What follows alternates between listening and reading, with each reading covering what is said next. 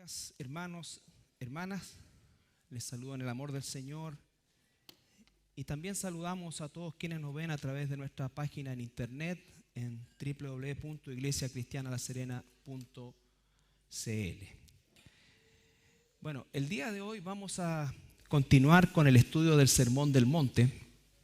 Este Sermón del Monte que abarca 3 capítulos del Evangelio de Mateo, el capítulo 5, 6 y 7, y es la primera predicación pública que por lo menos se registra en la Escritura, que Jesús hizo de forma masiva. Hasta antes de eso, Jesús normalmente había predicado a pequeños grupos y principalmente, como dice también la palabra, recorriendo las sinagogas de alrededor de la Galilea. Él en la sinagoga predicaba también. Pero acá, por primera vez, se le muestra con miles de personas y en un lugar muy especial, ¿no es cierto? Él se sienta, que era la costumbre de los rabinos, a diferencia de la costumbre occidental nuestra, que quien de alguna manera ejerce una enseñanza se pone de pie. En la costumbre del Oriente se sentaba, ¿ya? Entonces, vemos que toda esta tremenda enseñanza que no se circunscribe únicamente a lo que estamos viendo. De hecho, nosotros tomamos solamente la primera parte, que se le llama las bienaventuranzas, que la palabra bienaventuranza, como la hemos repetido, significa qué felices son aquellos que. Y esto viene a quebrar inmediatamente todo el sistema de pensamiento de aquella época, y no solo de aquella época, sino que también en nuestra época.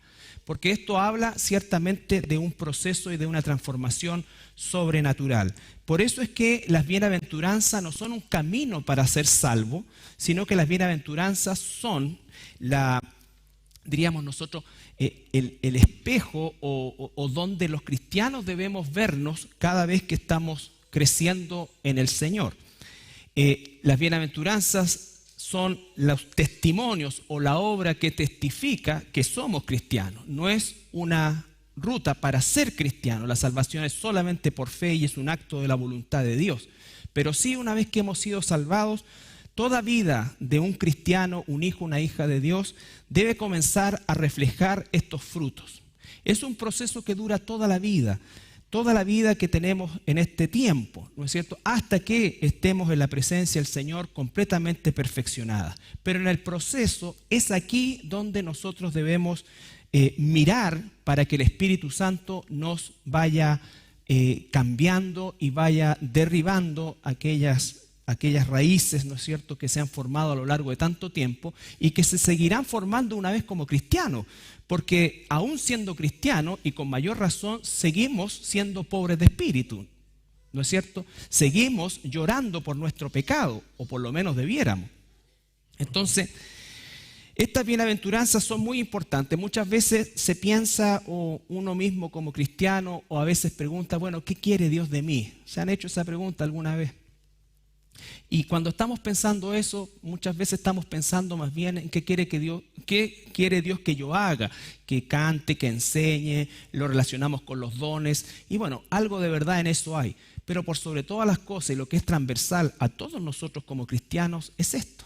Quiere que seamos pobres en espíritu, quiere que nuestro pecado nos duela, por pequeño que sea esto en relación a quizás cómo comenzamos nuestra carrera como cristianos. Quiere que siempre tengamos hambre y sed de justicia, de su justicia. Dijimos que esa justicia se refiere a la palabra de Dios, a que Él nos cambie y nos transforme. Este Sermón del Monte lo predicamos y lo enseñamos hace algunos años atrás, pero creo que ciertamente ninguno de nosotros sale aprobado después de examinarlo. Y la idea es que sigamos creciendo en esto que ya sabemos. Sabemos de alguna manera esto en un plano teórico, pero no es una verdad todavía en nuestras vidas. Y si es una verdad, nunca será una verdad completa. Y como decía y como dijo el apóstol Pablo, nos seguimos extendiendo hacia adelante. En eso consiste la vida de un cristiano. Más que lo que hace, es quien es. El Sermón del Monte no está enfocado en qué hacemos solamente, sino que en quiénes somos. Porque quiénes somos va a determinar lo que hacemos. Todo esto que está acá, de alguna manera son características que en cierta medida pudiéramos encontrar excepcionalmente en algunas personas en el mundo. Pero no está refiriéndose a un tema de carácter humano, se está refiriendo a un carácter cristiano, nuevo, transformado, en el cual todos nosotros, independiente de nuestro trasfondo, de nuestra realidad de vida, ciertamente nosotros debemos buscar esto. Y si debemos buscar esto como ordenanza de Dios, es porque Dios ha dispuesto que por medio del Espíritu Santo que mora en nosotros, el cual es Dios, y espero que en eso no haya ninguna duda, por lo menos para los que asisten el día miércoles, es Dios. Entonces Dios, desde el tabernáculo que ha establecido ahora en nosotros, Él dirige todo proceso de transformación.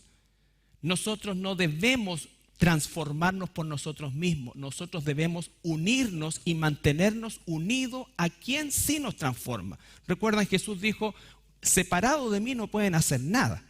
No somos una rama aislada. Entonces, estar unido a Dios es lo que naturalmente va a producir el fruto.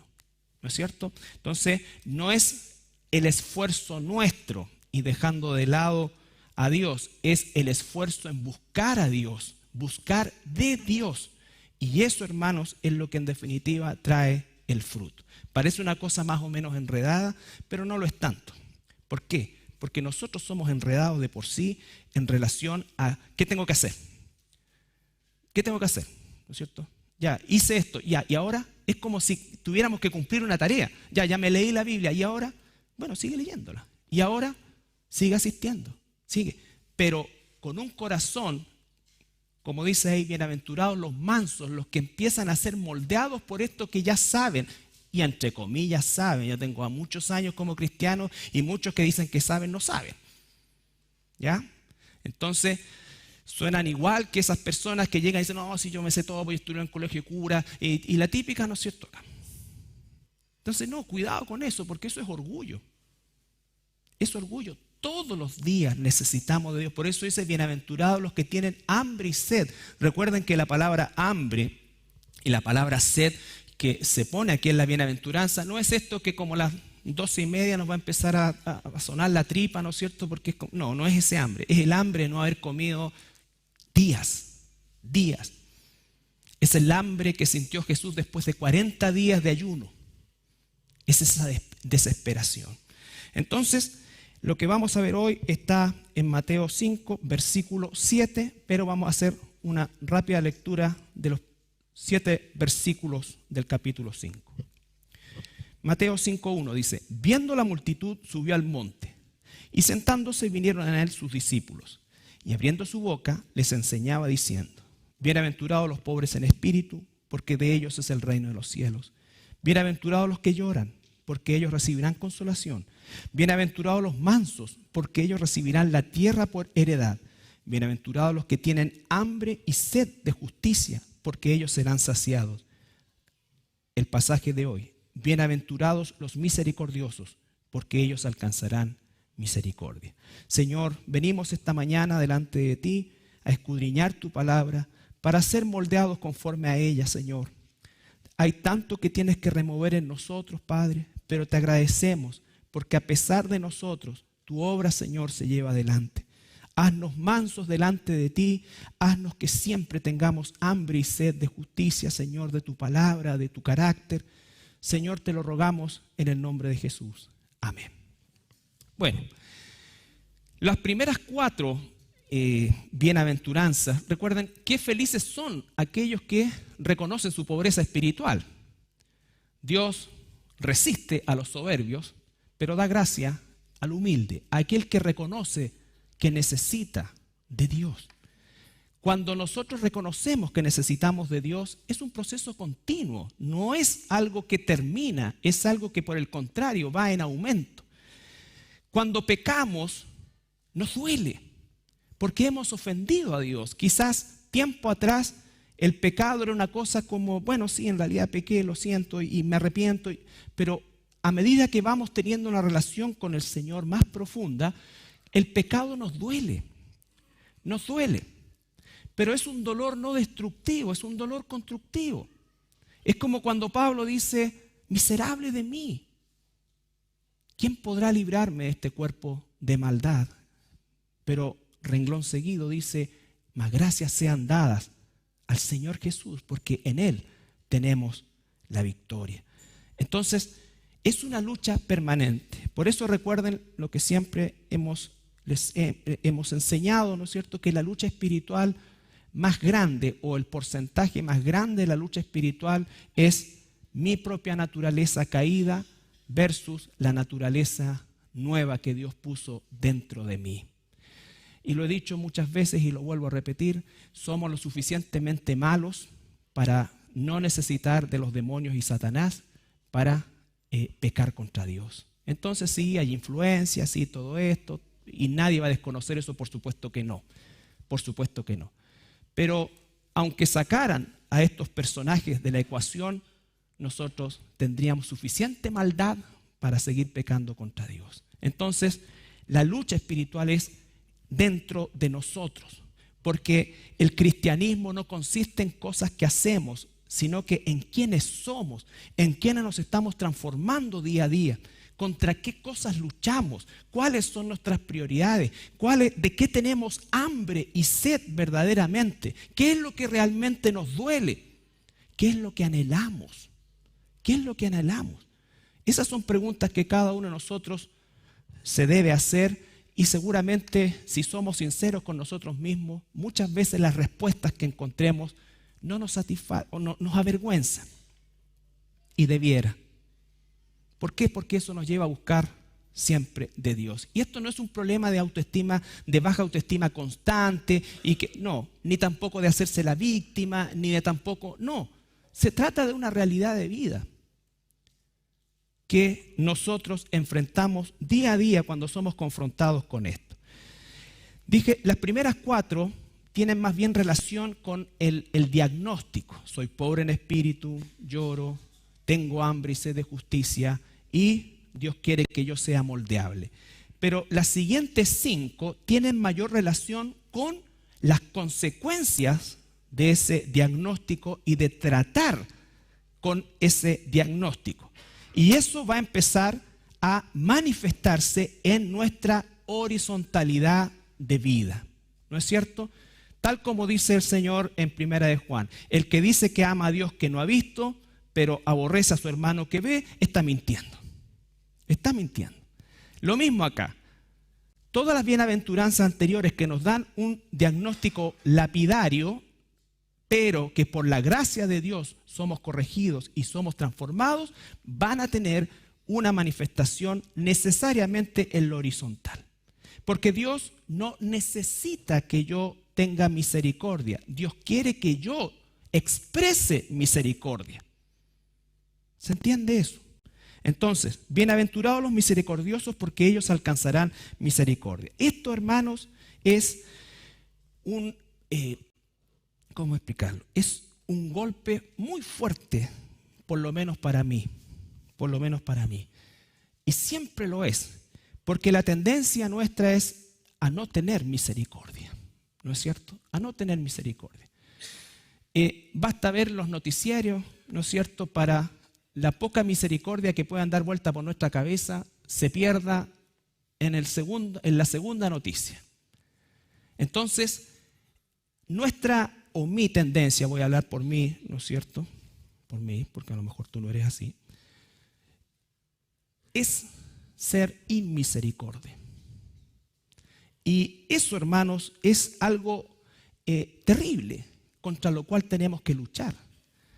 Pero ¿de dónde va a venir esta misericordia como fruto? Va a venir de mi relación con el Señor Jesús. Mi relación con el Señor Jesús. Muchas veces yo me he preguntado en mi propia vida, ¿por qué el Señor, entendiendo que nadie se merece nada, todo, pero por qué el Señor me llamó al pastorado?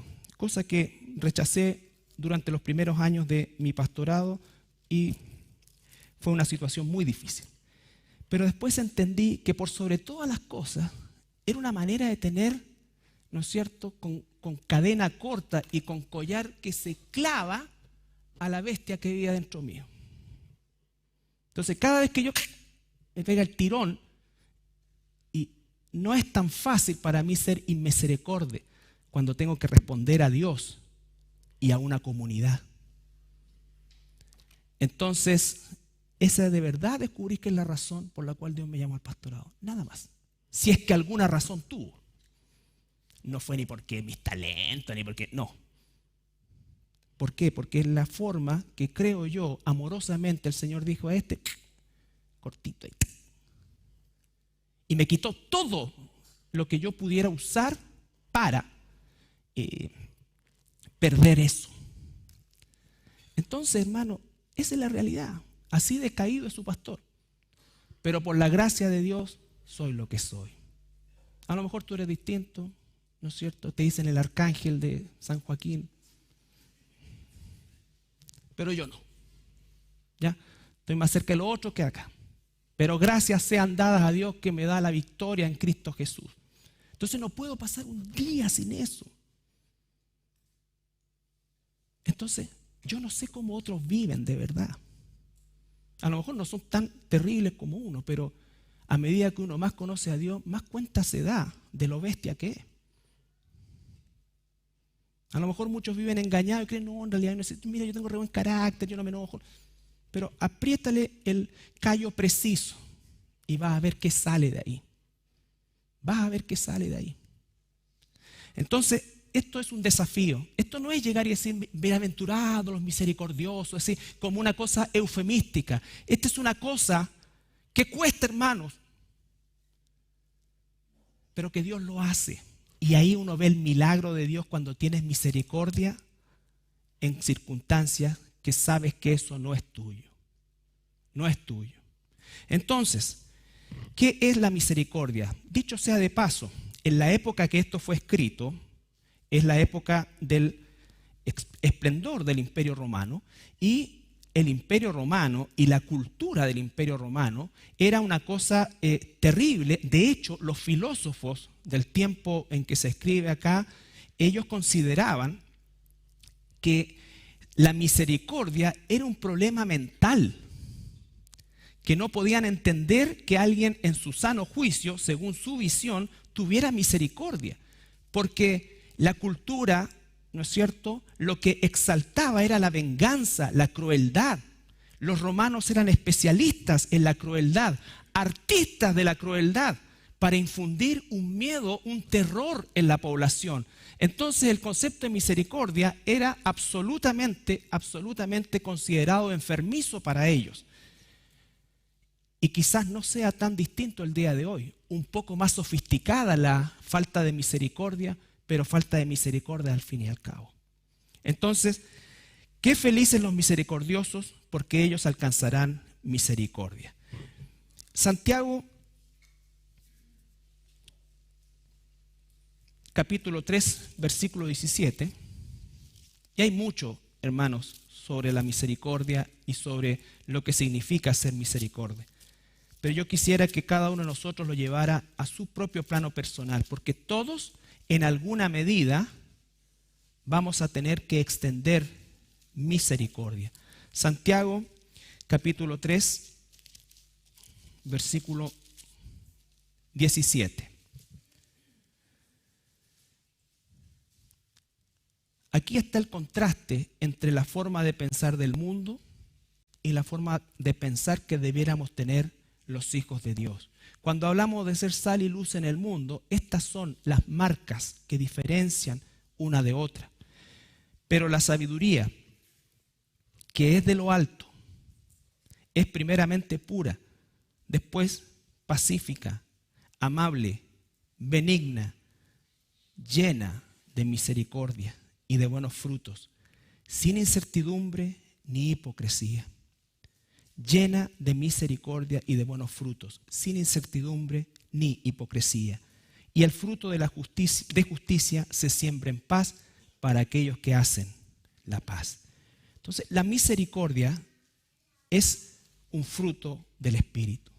Es un fruto del Espíritu. Aquí relaciona todas estas características con sabiduría, porque la sabiduría de Dios es una sabiduría que transforma, no es una sabiduría académica, aunque debemos aprender, por supuesto, porque aquí no se disocian las cosas, aquí no se separa. Hay gente que dice, no, mucha palabra, mucha doctrina, más amor. No, tú no puedes practicar el amor de Dios si no tienes la doctrina de Dios, porque si no vas a practicar, quién sabe qué amor, pero no el de Dios. Pero tampoco es la doctrina sin el fruto de eso, porque el fruto de la doctrina de Dios produce esto: efectos innegables de la justicia, de la misericordia de Dios. Entonces, cuando estamos hablando de la sabiduría de Dios, estamos hablando de una sabiduría que nos confronta, que nos forma, que nos cambia, que cambia nuestra manera de pensar, pero recuerden que dice Romanos, también cambia nuestra manera de vivir. ¿Por qué? Porque es una sabiduría práctica que se expresa en esto: pura, pacífica, amable, benigna, llena de misericordia y de buenos frutos, sin incertidumbre ni hipocresía. Entonces, ese es el contraste, hermanos. ¿Qué es lo que Dios quiere que haga?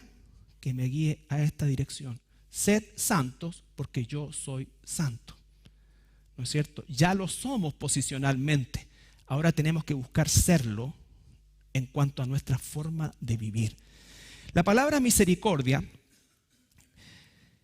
hay un par de palabras que en el griego se traducen como misericordia, pero la del Sermón del Monte específicamente, y la que mayoritariamente se encuentra a lo largo del Nuevo Testamento, es la palabra eleo. Y significa un amor compasivo, un amor que cubre, un amor que no es indiferente a la necesidad de otro. En el hebreo la palabra gesed, que significa exactamente lo mismo. La misericordia no es lástima. Cuando tú ves una persona con necesidad, y entre paréntesis, cuando el Nuevo Testamento y la Biblia en general habla de necesidad, si lo ponemos en relación a nuestra realidad, aquí no hay ni un necesitado. ¿Ya? Hablemos de necesidad: gente que no tenía que comer, gente que no tenía que vestir, gente que no tenía dónde vivir, gente miserable. ¿Ya? Por lo tanto, el concepto de necesidad tenemos que adaptarlo a nuestra realidad también. A nuestra realidad también. Pero siempre va a haber necesidad. La necesidad o la lástima es solamente una cosa emocional. Y ve a la persona, ve la dificultad que tiene, ve el problema que tiene, ve la necesidad que tiene y dice, ¡ay, pobrecito! ¿No es cierto? Como se decía antiguamente, Dios lo favorezca. ¿No conocen ese dicho? ¡Ay, Dios lo favorezca! Bueno, favorécelo tú, pu. Para eso estás puesto. ¿Ya? Eso es lástima. La misericordia no. La misericordia implica una acción vehemente en la descripción que hace en el hebreo, por cubrir esa necesidad. Dios tuvo misericordia de nosotros. Y Él no dijo, uy, qué terrible, mira, tanta gente que se va al infierno. No, Él envió, vehementemente puso una solución, enviando a Dios Hijo a pagar el precio del pecado. Y eso nos lleva al tercer elemento. La justicia de Dios no se puede separar de la misericordia ni el amor de Dios. La gracia, la misericordia, el amor, la justicia, todas operan juntas. Dios no podía tener misericordia de nosotros si existía esa deuda impagable. Dios no podía tener misericordia de nosotros si no se pagaba esa deuda. Una vez que la deuda se canceló, entonces Dios libremente puede establecer su misericordia. Por eso es que cuando nosotros vamos a tener misericordia con otra persona, no podemos quedar ajena del perdón. Ya, toma esta cuestión, pero no te quiero ver nunca más. Eso no es misericordia. Yo sé que es difícil, pero la misericordia implica que haya perdón de por medio. Y quien recibe la misericordia debiera restituir, debiera también cambiar, pero eso es la otra parte. nosotros, si queremos hablar de misericordia, la misericordia como fruto espiritual no se separa del perdón. Porque cuando nosotros perdonamos, hemos, entre comillas, justificado o declarado justo a alguien que a lo mejor, y de hecho no es justo, pero nosotros ya no le condenamos. Ya no le condenamos. Entonces, yo sé que esto tiene que ver con muchas cosas que vienen a nuestra mente, pero el Señor nos irá ejercitando poco a poco como hijos amados. Él nos dará cada cosa conforme a la necesidad y a la capacidad de cada uno de nosotros, porque Él nos conoce mejor que nadie. Entonces, la misericordia de Dios como fruto necesariamente no se disocia ni del perdón ni de la gracia. Cuando el Señor expresó su gracia, expresó también su misericordia. Su misericordia, la gracia ve a la condición del pecado. La misericordia ve a las consecuencias terribles que el pecado ha tenido en nosotros. La misericordia es perdonar. La gracia es dar. Dar. La misericordia de Dios nos salvó del infierno, pero su gracia nos lleva al cielo. Entonces, todo eso está unido en Dios. Está unido en Dios. Dios no es aquí misericordia, pero injusto, y aquí es justo, pero no misericordia. No. Siempre es así.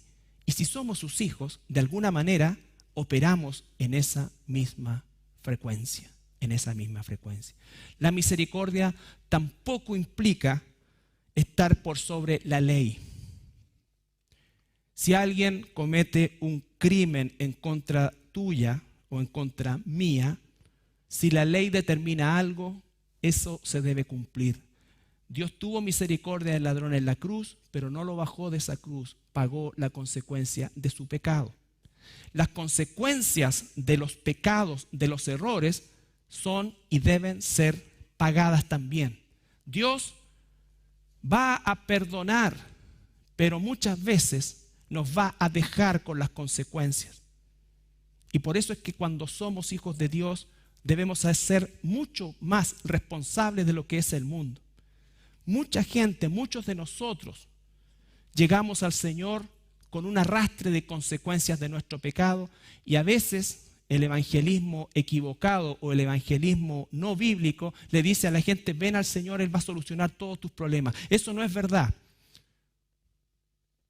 Eso no es verdad, porque vas a seguir viviendo con las consecuencias de tu pecado, pero vas a ser perdonado, restaurado, adoptado como hijo y hecho heredero del cielo. Eso sí es verdad, 100%, y eso sí te puedo dar seguridad.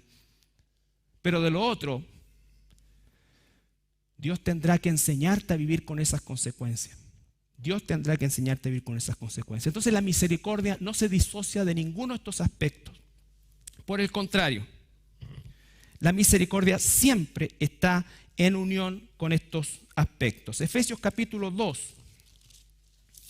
Efesios capítulo 2.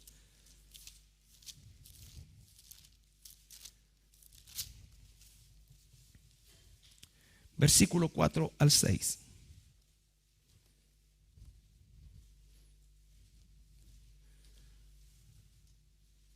Nanito, ten misericordia de mí. Cubre mi necesidad. Y si tienes más misericordia, le echo una lavadita, porque temo que está del domingo pasado.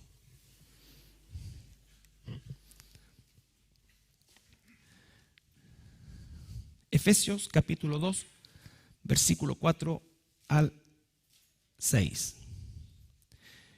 Pero Dios, vamos a partir desde el 1, capítulo 2, versículo 1.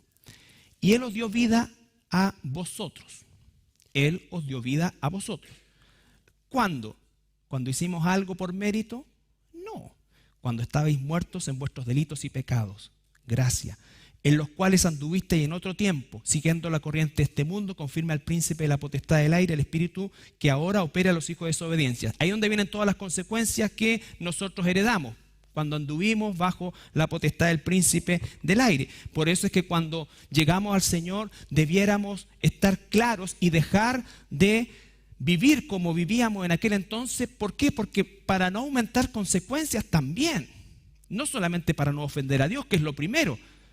No solamente para dañar a otros, sino que para no agregar consecuencias a las consecuencias que ya traemos por haber vivido una cantidad indeterminada de años fuera de la voluntad de Dios.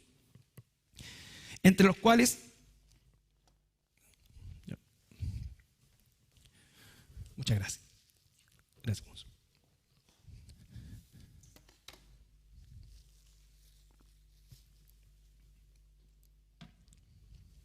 Entre los cuales también todos nosotros vivimos en otro tiempo en los deseos de nuestra carne, haciendo la voluntad de la carne y los pensamientos. Fíjense acá, y éramos por naturaleza,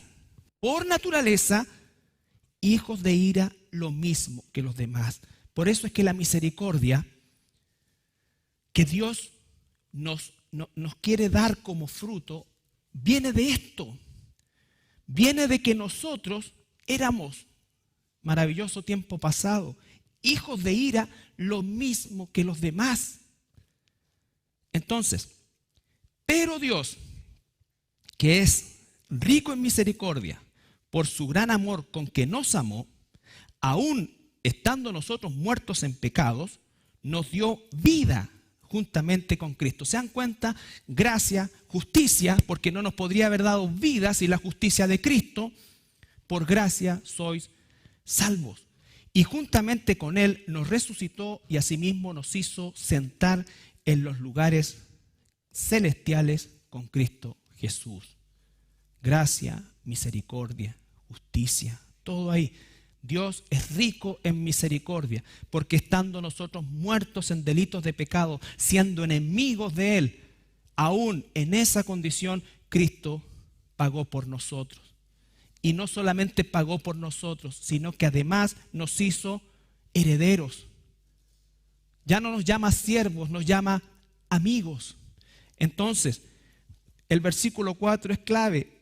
Pero Dios es rico, que es rico en misericordia, por su gran amor con que nos amó, la misericordia y el amor. Cuando el apóstol Pedro, que en ese tiempo todavía no era apóstol, sino que estaba en el grupo de los discípulos, le pregunta a Jesús, ¿se recuerdan ese pasaje que está también ahí en Mateo? Señor, ¿cuántas veces tengo que perdonar a mi hermano?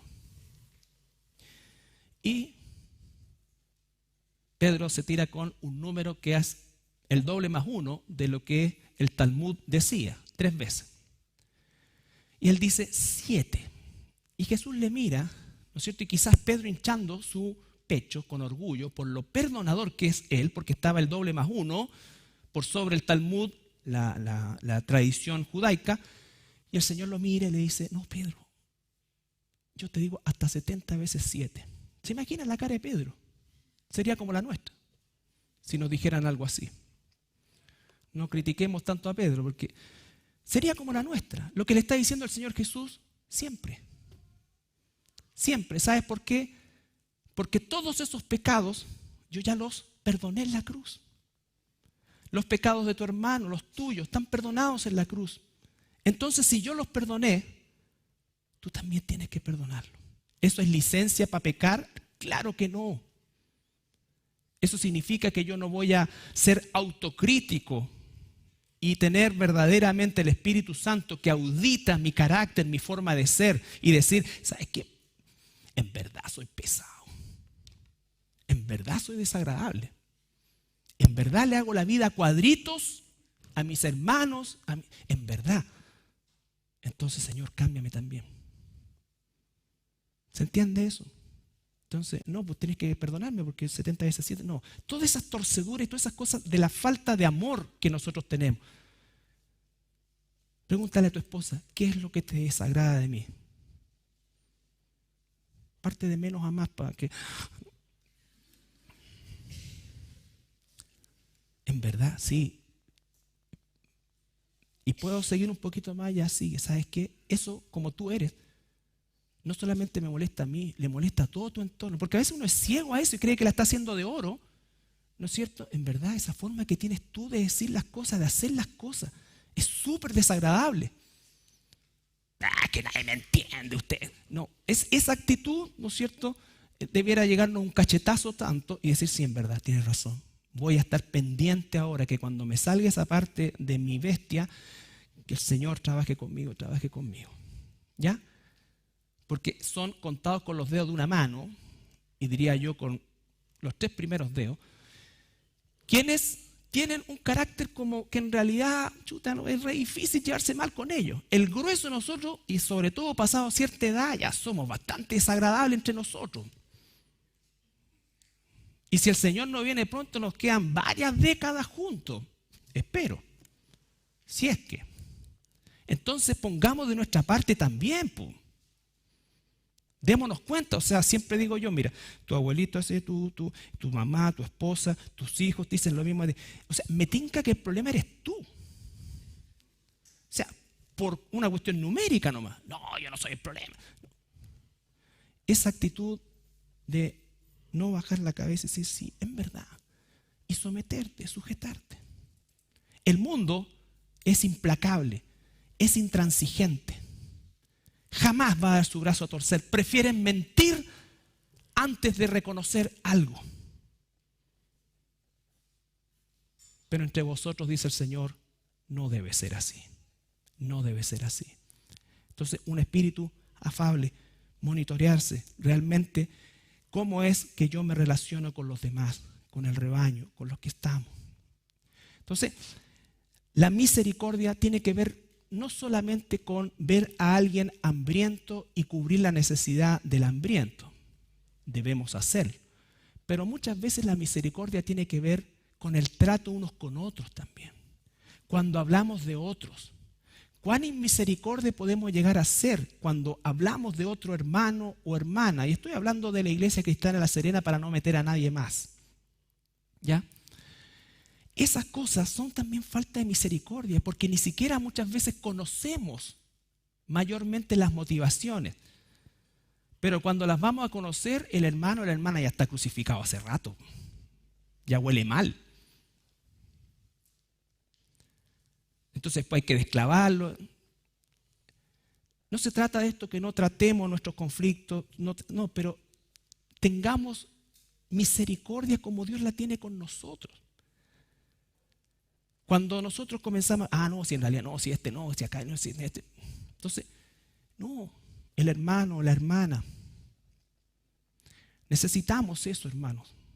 Porque eso es lo que trae también una relación entre nosotros más de amor, más de amor. Y esto no significa no confrontar el pecado, significa verdaderamente tener misericordia. Ponerte en los zapatos del otro o de la otra. No hacer juicios sin tener los antecedentes. Y aun si los tienes, tampoco. Aprender a tener misericordia entre nosotros. A veces es más fácil tener una misericordia como institucional. No, sí. ¿Y ustedes a quiénes ayudan? ¿Por qué? No, pues ustedes no tienen esa época. ¿A quiénes ayudan? ¿A qué gente? Bueno, a quien lo necesite.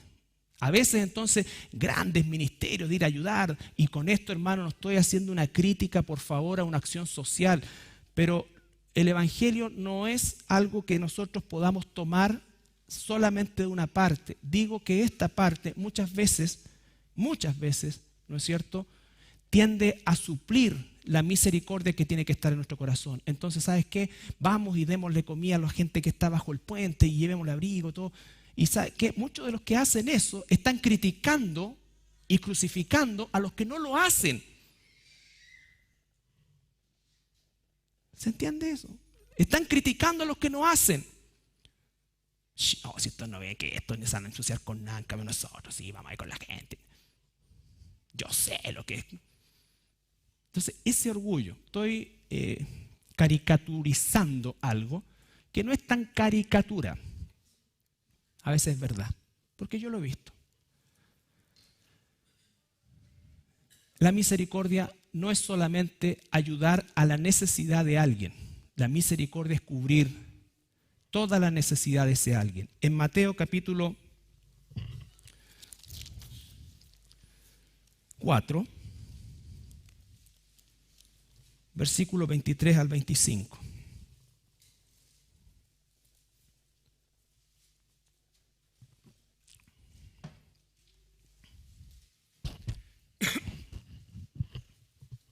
Mateo 4, 23 al 25. Y recorrió Jesús toda Galilea, enseñando en las sinagogas de ellos, y predicando el evangelio del reino, y sanando toda enfermedad y toda dolencia en el pueblo. Y se difundió su fama por toda Siria, y le trajeron todos los que tenían dolencia, los afligidos por diversas enfermedades, tormentos, endemoniados, lunáticos, paralíticos, y los sanó. Y le siguió mucha gente de Galilea, de Decápolis, de Jerusalén, de Judea y del otro lado del Jordán. Dice que Jesús recorría la Galilea, enseñando, primera cosa, predicando el evangelio y sanando las enfermedades. Si no vamos a tener la misericordia de predicar el evangelio, de enseñar, a veces podemos creer que con solamente suplir la necesidad física de alguien hemos cumplido. Si tú le vas a dar a alguien alimento o cubrirlo o la necesidad que tenga, ¿no es cierto?, y no le predicas el evangelio o no le enseñas si es un hermano o una hermana, entonces no estás haciendo el trabajo completo y a lo mejor lo vas a mandar al infierno con el estómago lleno y bien vestido. Porque el evangelio debe ir incluido, es un acto de la misericordia y es lo primero. Jesús no dejaba fuera nada, nada. Entonces, a eso se está refiriendo también este pasaje. Ven lo integrado que es el concepto de la misericordia y de cada una de estas bienaventuranzas. No las puedo vivir por separadas. No las puedo vivir por separadas. Si tengo una, tengo las otras. Necesito crecer y madurar en el proceso, pero se van desarrollando una. Una persona, un hermano, una hermana que reconoce su pobreza espiritual y la sigue reconociendo.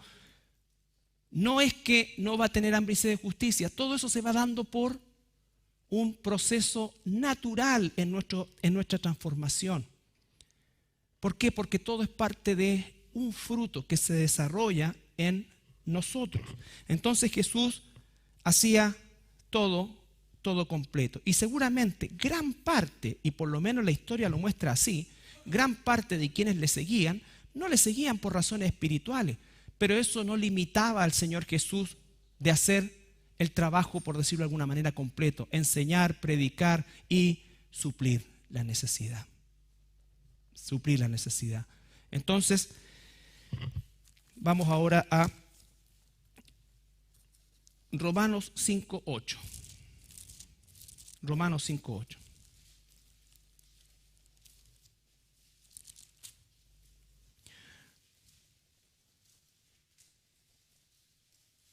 Desde el versículo 1, vamos a leer la porción completa. Romanos 5:1. Justificados pues por la fe, ¿tenemos paz para con Dios por medio nuestro? No, de nuestro Señor Jesucristo, la gracia. Por quien también tenemos entrada por la fe a esta gracia, en la cual estamos firmes y nos gloriamos en la esperanza de la gloria de Dios. Y no solo esto, sino que también nos gloriamos en las tribulaciones, sabiendo que la tribulación produce paciencia, y la paciencia prueba, y la prueba esperanza. Y la esperanza no avergüenza, porque el amor de Dios ha sido derramado en nuestros corazones por el Espíritu Santo que nos fue dado. Va reconociendo la Trinidad y también va reconociendo cómo Dios opera.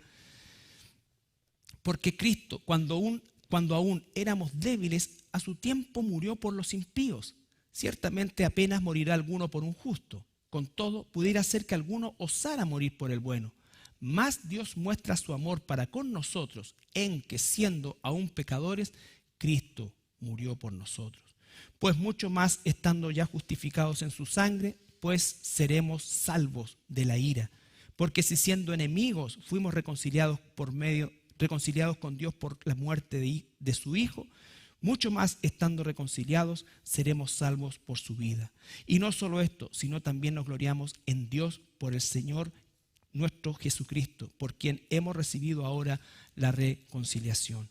Todo ese proceso, todo ese pasaje, toda esa porción, hermanos, habla de la misericordia, de la gracia, de la justicia, de la transformación, de quiénes somos en Cristo, de qué hizo Cristo por nosotros, de qué hizo Dios Padre por nosotros, de qué hizo el Espíritu Santo y qué hace el Espíritu Santo en nosotros, cómo nos va transformando, cómo nos va cambiando, cómo nos va recordando, cómo va haciendo una obra en nosotros, como dice el Señor. El que comienza la buena obra la va a llevar a término.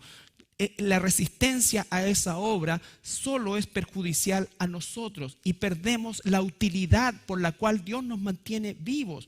Debemos llevar esa misericordia en primer lugar entre nosotros como hermanos, como cuerpo de Cristo, pero también a quienes están fuera del cuerpo de Cristo, a quienes necesitan por misericordia el testimonio nuestro como alguien que verdaderamente ha nacido de nuevo y poder ser lo suficientemente amorosos y amar la necesidad primaria que tiene probablemente la mayoría de la gente que nos rodea, que es la necesidad de escuchar por primera vez el verdadero evangelio de Jesucristo, el llamado al arrepentimiento, el reconocer la condición en que se encuentran. Y eso requiere amor, requiere valentía. Dios no nos ha dado un espíritu de cobardía, sino un espíritu de valentía, no de osadía, no de pasar por encima de la gente, sino que con dolor, como dice el apóstol Pablo, les rogamos, reconcíliense con Dios. No es solamente entregar una información, es realmente clamar. Y eso, hermanos, es lo que en definitiva implica también, por sobre todas las cosas, tener misericordia. Tú ves la necesidad de quienes te rodean. No somos responsables de eso. Ni siquiera somos responsables de la salvación de ellos, pero sí somos responsables de vivir vidas que testifiquen que somos hijos de Dios y somos responsables de comunicarles a ellos el verdadero evangelio para salvación. Eso es, hermanos, el acto más grande de misericordia que nosotros debemos practicar, acostumbrarnos a practicar. Y por supuesto que hay hermanos, personas a nuestro alrededor que tienen algunas necesidades no completamente cubiertas. Necesitan quizás alimento, necesitan quizás una ayuda, necesitan cosas. Pero la necesidad más grande es la necesidad de salvación. Cuando Santiago, el medio hermano del Señor Jesucristo, medio hermano físico, hermano pleno espiritualmente, en realidad es una mala palabra medio hermano, el hermano del Señor, él dice: muéstrame tu fe sin obra y yo te voy a mostrar mi fe con obras. No está diciendo que las obras están por sobre la fe ni que somos salvos por obra. Lo que está diciendo es que todo verdadero cristiano exhibirá obras de fe porque es cristiano, porque ha sido salvo. Pero tampoco es el extremo de un evangelio social, porque no podemos desprendernos de la razón más importante por la cual nosotros estamos aquí: ser sal y luz en el mundo y predicar el evangelio. Jesús no sanó a todas las personas, Jesús no alimentó a todas las personas, ni siquiera los alimentó de forma permanente. No les pasó la Jesús Car, que cada vez que tuvieran hambre la miraran, la pusieran para el cielo y caía comida. No, fue una vez. En la medida que él iba desarrollando su ministerio, iba también siendo sensible con las necesidades. Pero la necesidad más grande que él tuvo cuando vio toda esta multitud fue: están como ovejas sin pastor. Y si no son ovejas, y si no tienen un pastor, entonces nosotros tenemos que llevar a ellos el maná del cielo, la palabra de Dios. Vamos a terminar con la última parte de este pasaje de Mateo. Mateo 5:7. Qué felices los misericordiosos. Espero que con lo que hemos visto, que hay mucho más, por supuesto. La palabra misericordia, la palabra compasión, que son sinónimos, están por toda la Biblia. Pero dice después de la coma: bienaventurados los misericordiosos, coma, porque ellos alcanzarán misericordia. Y esa palabra alcanzarán misericordia muchas veces se confunde con el hecho de que si yo te hago misericordia a ti, tú me vas a hacer a mí. Es como que a veces pensamos que de eso se trata, y no es así. se está refiriendo a que alcanzaremos misericordia de Dios en nuestros propios pecados, aún siendo cristianos. Cuando nosotros vemos la historia, por ejemplo, de Mateo, vamos a ver. Bueno, vamos a verla en Lucas capítulo 6, versículo 36. Lucas capítulo 6, es más cortita. 36.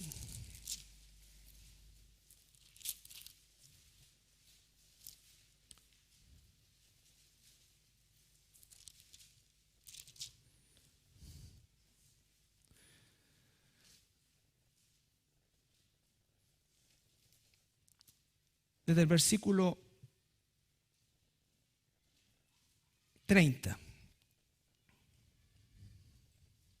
A cualquiera que te pida, dale, y al que tome lo que es tuyo, no pidas que te lo devuelva. Vamos algún día a explicar bien eso. Y como queréis que hagan los hombres con vosotros, así también haced vosotros con ellos. Porque si amáis a los que os aman, ¿qué mérito tenéis? Porque también los pecadores aman a los que los aman.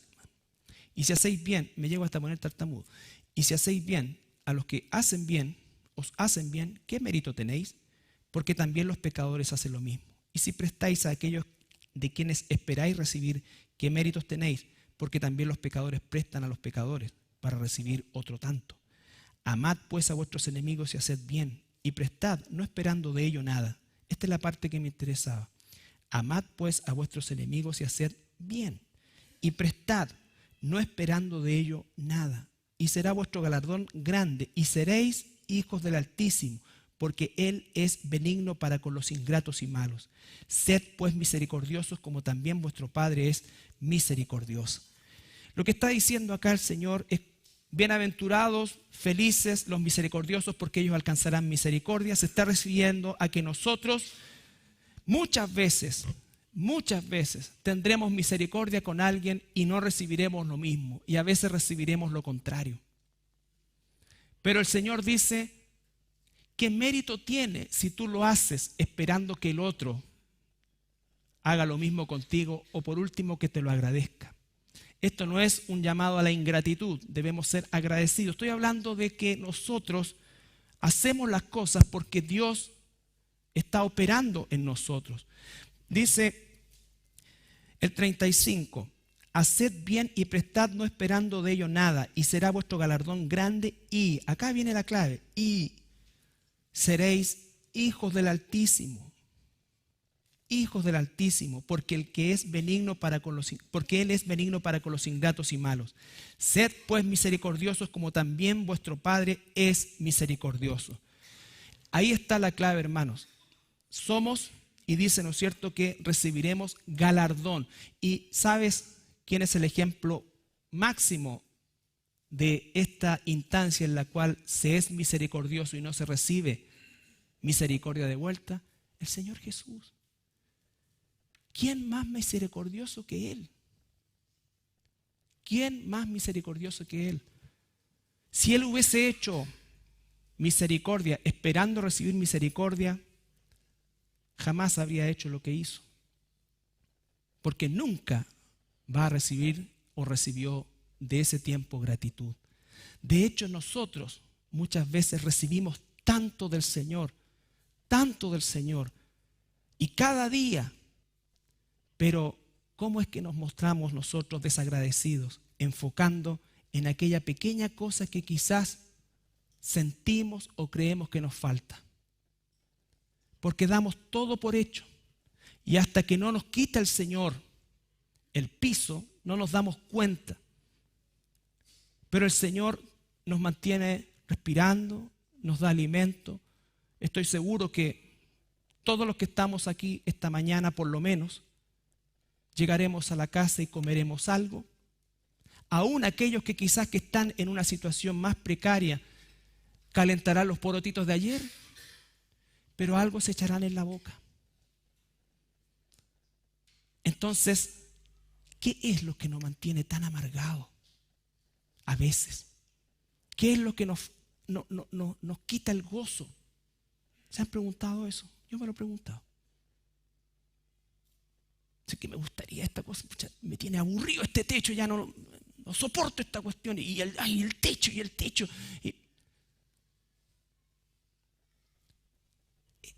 No estoy diciendo que no arreglen el techo y ahora todo el mundo... No. Estoy diciendo ¿por qué no somos más felices? ¿Por qué somos tan amargados?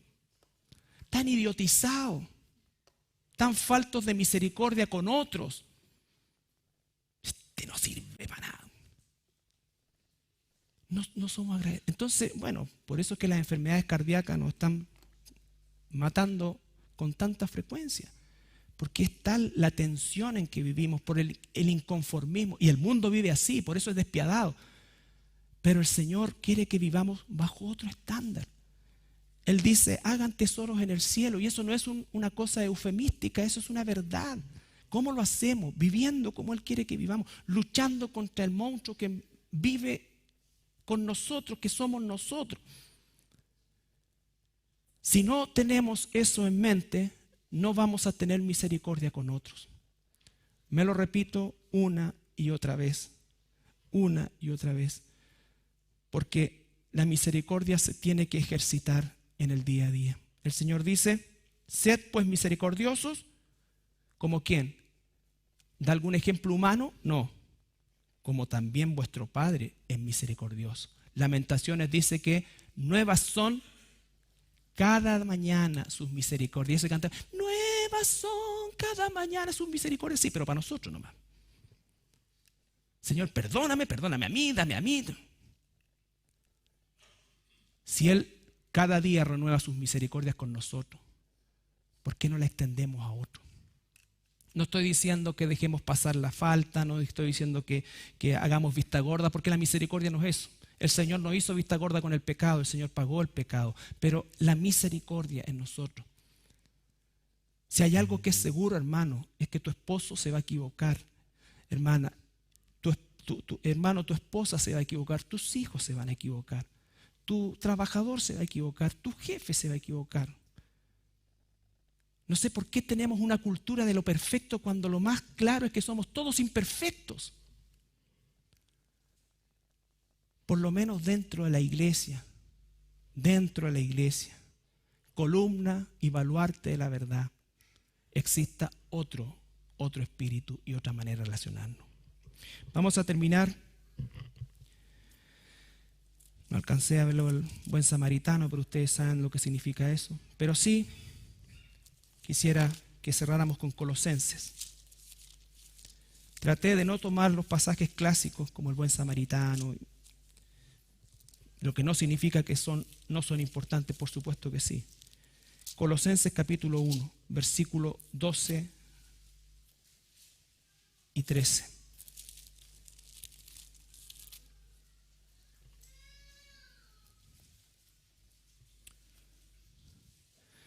Desde el versículo 9, vamos a leer la porción del 9 al 14 y con eso terminamos.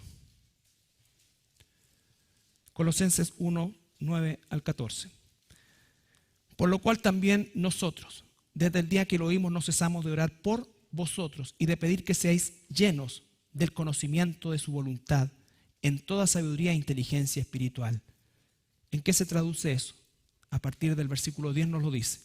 Para que andéis como es digno del Señor. Otra vez, sabiduría e inteligencia espiritual. Para que andéis. Tiene que tener un efecto práctico en nuestra vida, como es digno del Señor, agradándole en todo. Yo no puedo agradarle al Señor si no conozco su palabra, si no estoy entrenado en ella, si no estoy en la sana doctrina. Pero si la sana doctrina no se traduce en andar como es digno del Señor, es letra muerta.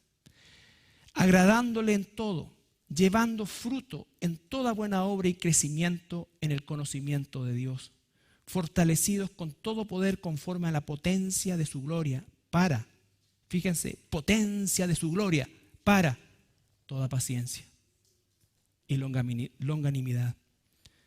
Recuerden, longanimidad es la paciencia estirada. Con gozo, dando gracias al Padre, que nos hizo aptos, porque no lo éramos, para participar de qué cosa, de la herencia de los santos en luz, el cual nos ha librado de la potestad de las tinieblas y trasladados al reino de su amado Hijo, en quien tenemos redención por su sangre, el perdón de pecados. Toda la misericordia de Dios expresada en nosotros, hacia nosotros. Sed misericordiosos porque yo soy misericordioso. Profundizar cada uno de nosotros qué es la misericordia, cuáles son las áreas en las cuales yo debo tener misericordia, en que el fruto de la misericordia se manifieste. Cada uno de nosotros tiene su propio, y espero, su propio análisis al respecto. ¿Nos ponemos de pie para orar?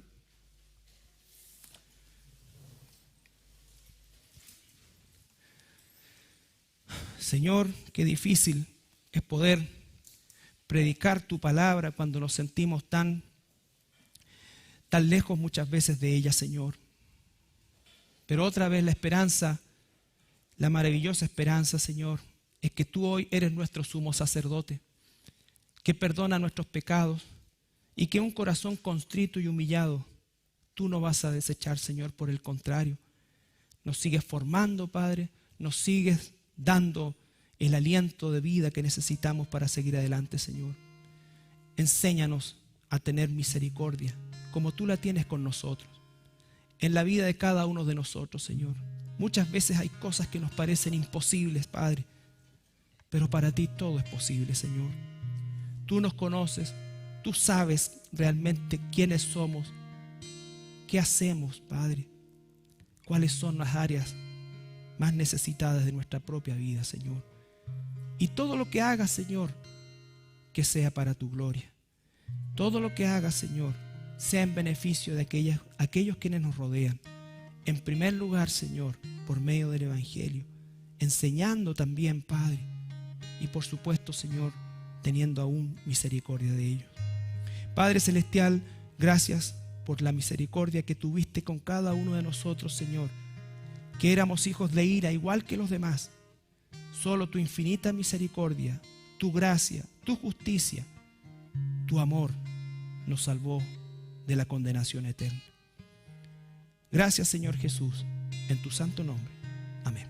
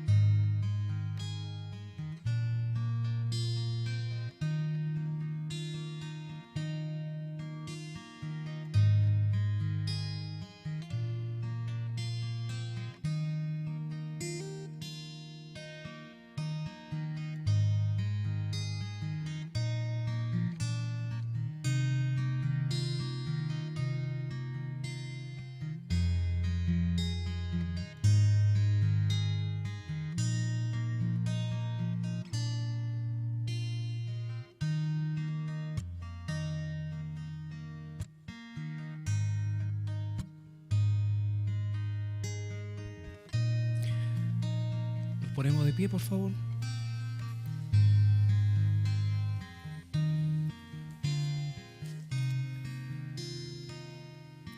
Hay un pasaje que refleja todo lo que el Señor hizo por nosotros, o por lo menos nos recuerda qué hizo por nosotros.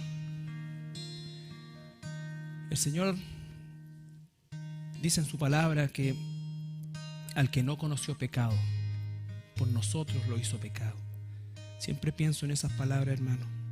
Al que no conoció pecado, por mí lo hizo pecado.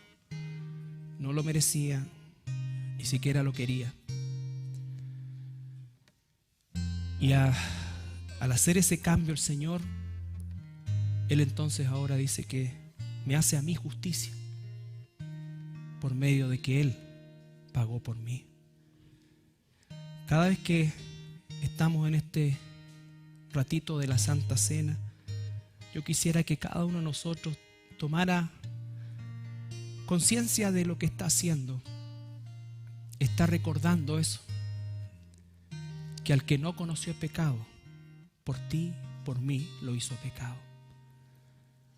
Y fue hecho justicia de Dios para que nosotros pudiéramos ser declarados justos. Entonces eso es lo que recordamos, hermano, y nunca debemos olvidar. Por eso el Señor Jesús dijo, cada vez que estén juntos, recuérdenlo. Recuérdenlo. ¿Por qué? Porque cuando nos empezamos a olvidar, nos empezamos a poner orgullosos, autosuficientes, implacables, exigentes y todo lo demás. Entonces nunca olvidemos que éramos hijos de ira igual que los demás. Al que no conoció pecado por nosotros, lo hizo pecado para que nosotros fuésemos hechos justicia de Dios en Él. El Señor Jesús, la noche que fue entregado, tomó pan antes de ser y salir al monte de los Olivos, donde sería finalmente capturado. Tomó pan, lo partió, lo dio a sus discípulos y les dijo, tomen y coman, porque este es mi cuerpo, que por ustedes es entregado.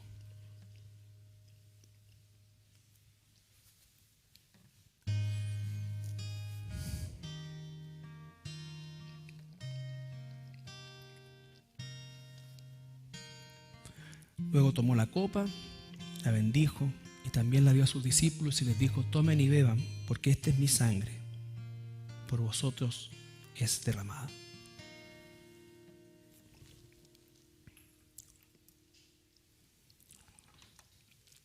Señor Jesús, cada vez que estamos juntos, recordamos eso, Padre, que tú te hiciste pecado por nosotros, que no merecíamos nada, Señor.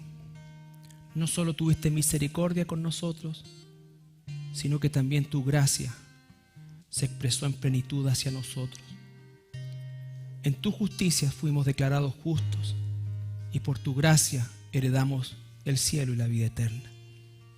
Señor, que este recuerdo perdure cada día, cada instante, cuando la tentación de ser orgullosos, inmisericordia, autosuficientes, pensando en que de alguna manera somos víctimas, Señor, te rogamos, Padre, que nos recuerdes por medio del Espíritu Santo que eres tú, Señor, morando en nosotros.